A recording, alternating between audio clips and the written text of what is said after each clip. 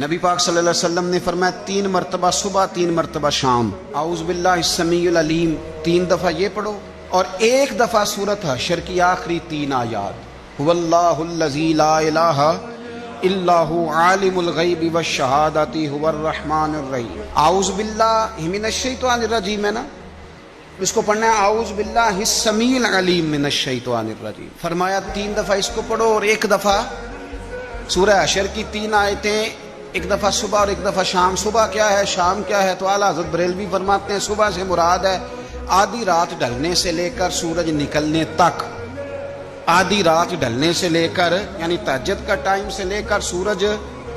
اور شام کیا ہے، دوپہر ڈھلنے سے لے کر مغرب کی اذان تک، یہ شام ہے۔ اب سن لیں، یہ ترمذی کی حدیث ہے سیاستہ کی، نبی پاک نے فرمایا جس نے 3 مرتبہ اعوذ باللہ پڑھی اور 1 بار سورہ حشر کی آخری 3 آیتیں پڑھی،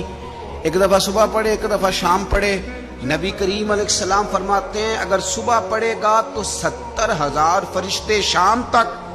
اور اگر شام کو پڑھے گا تو 70,000 فرشتے صبح تک